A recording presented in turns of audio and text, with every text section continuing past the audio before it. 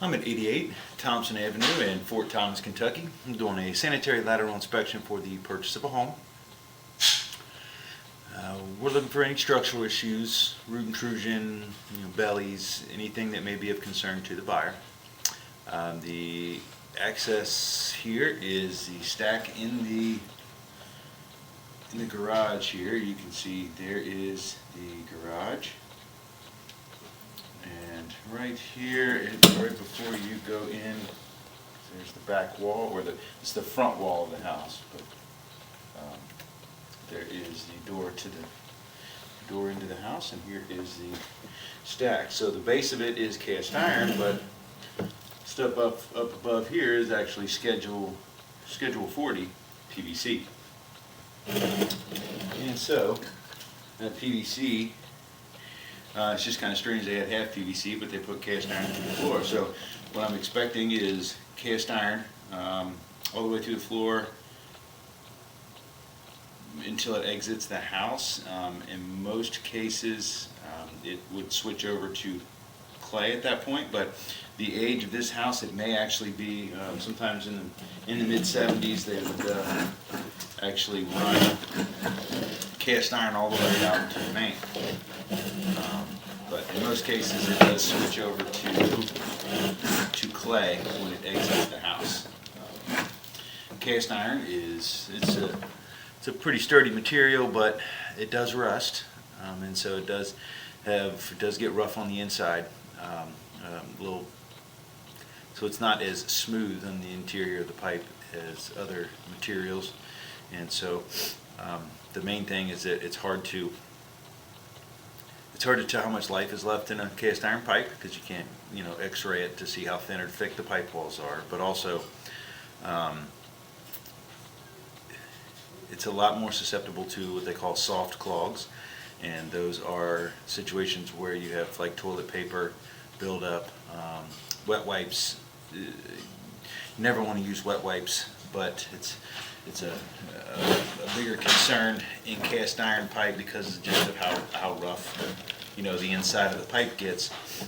It catches easier, and so you want to avoid using wet wipes in these. I just like to let people know that it is a lot more likely to get those soft clogs if you're if you're flushing something that you shouldn't, like wet wipes or paper towels. Those things catch in cast iron more often than they do in other materials, just due to the nature of the material. As you can see, this looks really good. The shape is still looks like it's holding shape really well.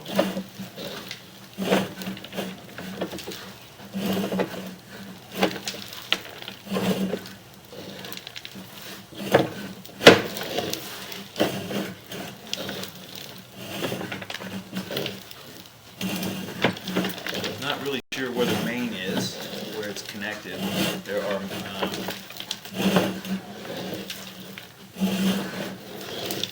mains on that in the front of the house, in the rear of the house, and actually one that runs through on the, I believe it's on the right side of the house. There's a sewer main that runs right past the house.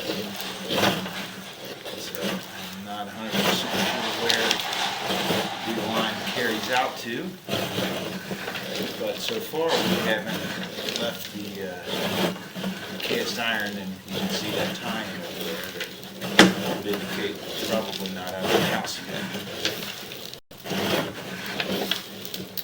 Okay, and here we go. Looks like we're going into clay as it exits the house. And once we get all the way to the main, I'm going to try to run some water down in the basement to kind of show functionality, and also make sure we can rinse off the camera.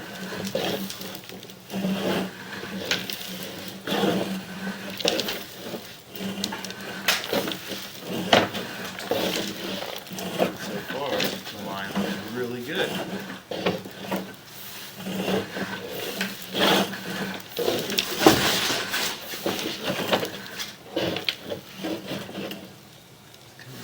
see that's where there's a little bit of haze on the camera. I believe there's just a little bit of root intrusion there in the top right.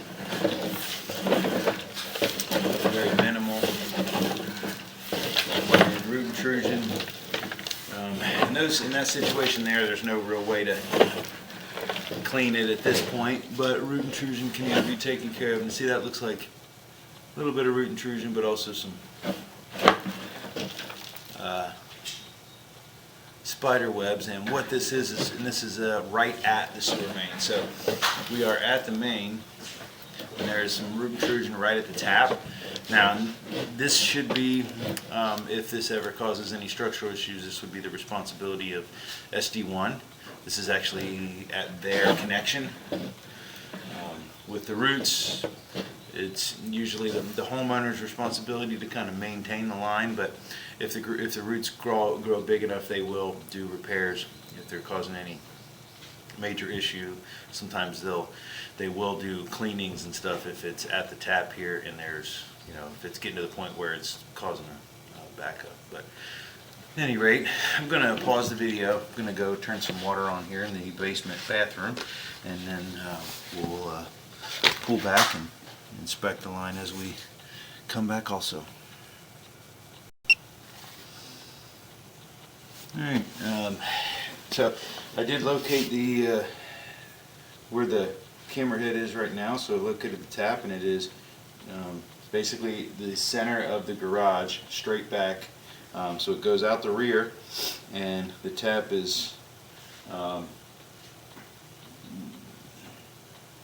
just before the end of the concrete on the driveway in the rear, and about dead center of the garage. But everything looks really good structurally, so the only thing of any concern so far is just a couple spots of some minor root intrusion. So we'll kind of note that as we pull back. I am running some water in the downstairs bathroom, so I'm going to check on that real quick. Okay, so everything seems like it's running well. We're just going to have to pull back and see if it's made it out to the shed. There we go. So we'll try to rinse the camera off real quick.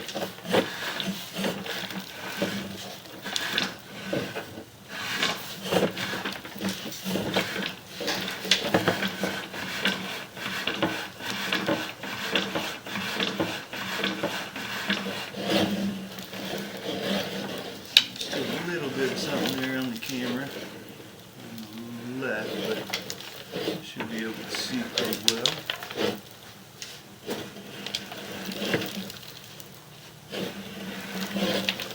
So 62 feet is the main, and that's where the most root intrusion was. Placement there, it would be able to get it with a cleaning, but at this point it's not really down in the flow line, so it's not an emergency to have it cleaned. Usually with some root intrusion like this, where you can see a little bit up to the top right, it's not anywhere near down the flow line, so it's not anything that would need an immediate cleaning or anything, but you could do some preventative maintenance on it. Within the first year, you could put some like Root X or something down the line. Just basically, it's a root killer. It's a chemical that you put down the line before you go to bed in most cases, and it kind of foams up, attaches to the roots, kind of burns them back a little bit to keep them from growing down into the flow line. And even at this point, if you did that, most of it would, you'd just be flushing it all the way out to the main. It wouldn't even catch on most of this stuff. It might hit that spot at the main. There was enough to where that might have hit it, the one at 62 feet, but this one here, most likely it would just flow right on by.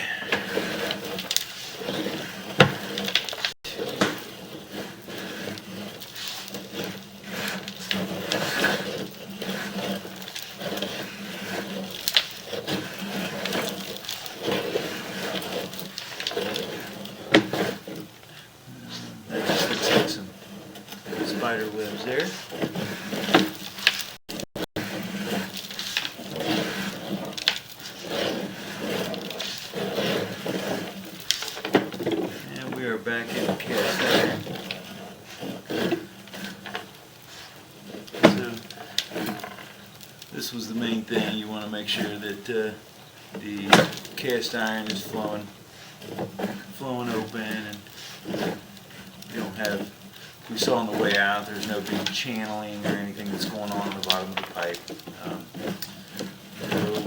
No holes or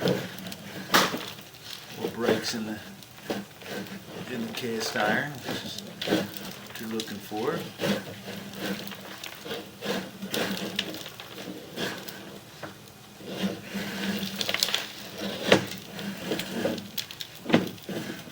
Running the water would also highlight any sunken areas, low spots or bellies.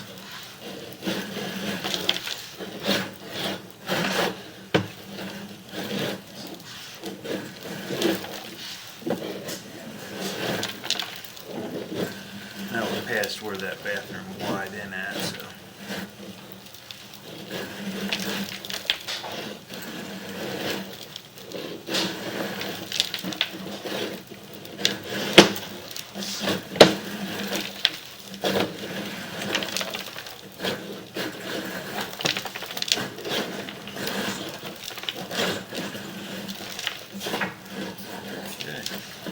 Our vertical coming out of the clean out.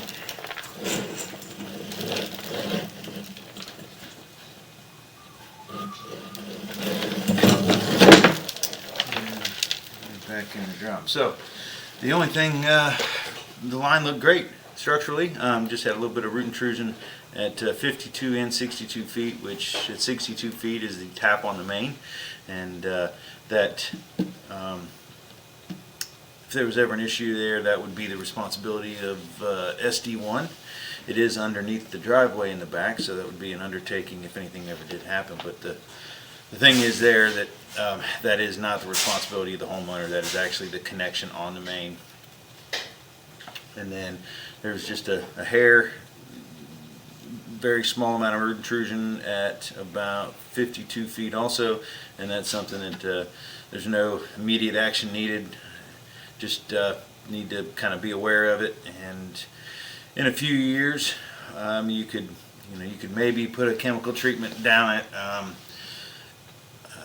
But normally, I recommend a reinspection in like 5 years or something, just to kind of check the progress of the roots and see if they're growing. And if you do any of the preventative maintenance, just make sure that that's doing its job and keeping the roots from growing down into the flow line. But again, structurally the line looked great. So that'll end the inspection at 88 Thompson Avenue in Fort Thomas, Kentucky.